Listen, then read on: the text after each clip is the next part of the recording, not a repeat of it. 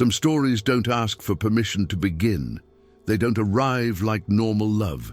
They erupt like a memory, too ancient to be yours, too vivid to ignore. You didn't just meet someone. You collided with a force that had been sleeping inside you for years. It wasn't just their eyes, their presence, their voice. It was the echo they awakened, the silence they touched. Carl Jung would call this an archetypal encounter, when a pattern buried deep in your unconscious finally finds its symbol. And it hurts, not because it was a mistake, but because it was too sacred to be ordinary.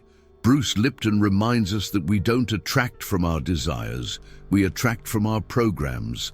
And our programs are written in emotion, in memory, in the ache of what was once unmet. So no, this wasn't just heartbreak, this was initiation, veiled as love, a mythic summons disguised as someone you couldn't forget. In this video, we will walk through the ruins, not to grieve, but to understand. Because what happened wasn't the loss of someone.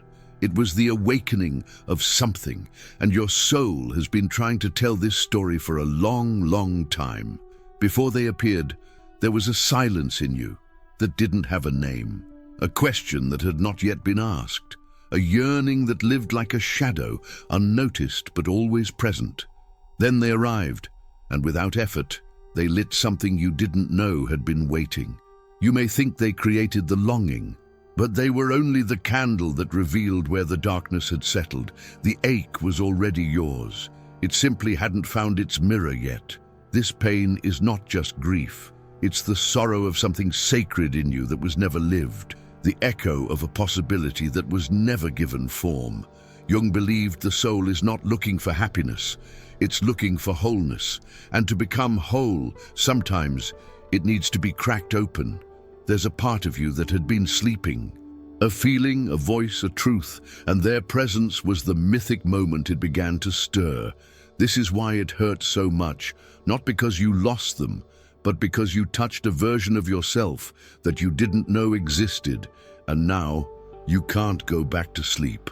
There is a comforting illusion in the idea that we attract what we desire. But what if what arrives is not what you consciously wished for, but what your soul still hasn't healed? Bruce Lipton teaches that 95% of our behavior is driven by the subconscious. So what draws us to someone may not be a dream, but a wound. Not fulfillment, but fragmentation. You didn't manifest them because they were your perfect match. They came because they mirrored a silence you hadn't yet faced, an energy you were unconsciously living in. A story you didn't know was still being written through you, and so it felt like destiny, because it matched the rhythm of your inner echo. But matching isn't always healing. Sometimes the most magnetic connections are not those meant to stay, but those meant to expose, to bring to the surface what was once hidden beneath longing, to make you see what you were never able to say out loud. It is not betrayal, it is revelation. And what breaks you open also shows you what still longs to be whole.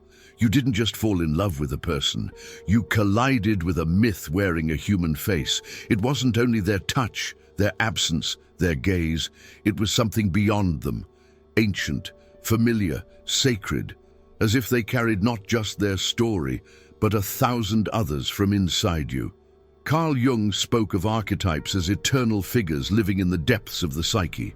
When the time comes, they rise, not as symbols, but as people. And they arrive not to stay, but to awaken. Maybe they were the inner lover, the divine echo of the affection you always longed for. Maybe they were the abandoned child, reminding you of the parts you never dared to hold. Maybe they were the soul twin, a mirror too clear to bear, or the trickster, tearing apart your illusions to make room for truth.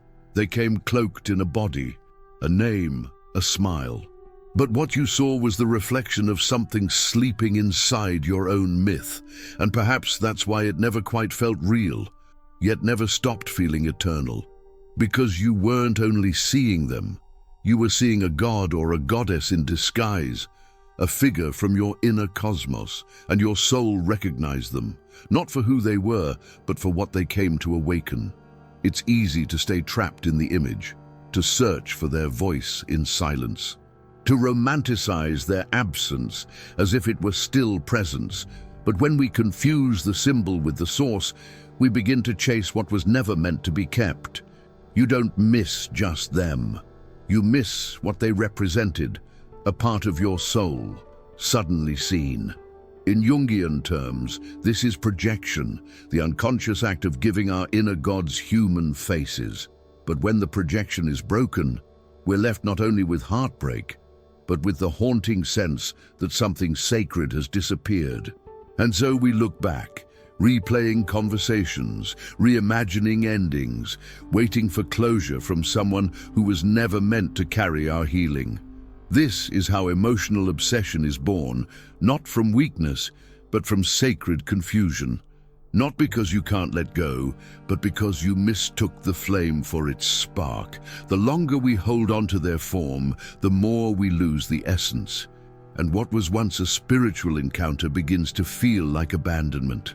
But it's not them you're losing. It's the mirror they once were. And mirrors by nature are not meant to stay, only to reveal. They arrived like fire, sudden, consuming, undeniable. But the fire did not come from them alone. It was born in you. They were the spark. But you were the wood already dry from years of waiting, ready to burn with a longing that had no words. And this is the painful beauty of it all. They were never the source. They were the ignition. The fire they lit was not about them. It was your own soul catching light, your own desire being revealed in smoke and memory. In ancient alchemical symbols, wood represents what is ready to be transformed. It burns only when it has been prepared by time, by thirst, by silence. And when it burns, it doesn't ask questions. It becomes light and ash at once. So perhaps they came not to stay, but to awaken, to show you that the ache wasn't theirs to heal, but yours to feel. And now, the flame remains. What you do with it, whether you tend to it as sacred fire or let it devour you in absence, is no longer about them. Because what they touched was ancient, what they awakened was already yours. And the fire that burns in you now is not a memory, it's a calling. In every myth, initiation is not gentle. It tears down what was, shatters old maps, and forces the soul to walk through fire. Your love was such a rite of passage. Not a simple story of meeting and loss, but a psychic shattering, a threshold where the old self dissolved. Jung spoke of transformation as a process that always begins with breakdown. Something inside must fall apart before something deeper can emerge. And that something was your heart. This wasn't a wound to be bandaged. It was an opening, raw, exposed and wide. A sacred rupture that revealed what was hidden beneath years of silence. You may have thought you were losing them, but in truth, you were losing a part of yourself that no longer served your journey. The pain marks the moment your inner self stepped forward, not to reclaim the past, but to reclaim you. This is initiation, not by the hands of another, but by the collision with your own myth. Did you enjoy the content and it made a difference for you? Click on Super Thanks and support our work. There is a child inside you, quiet and unseen, holding a dream that never quite faded, a dream of being chosen, held, protected. This child did not invent the longing. She carried it silently, tucked beneath layers of doubt and hope. And when the archetype appeared, she remembered. What you felt was not only love for another, but the awakening of a forgotten promise, made long ago. The promise that someone would see you, truly see you, and hold the broken pieces without fear.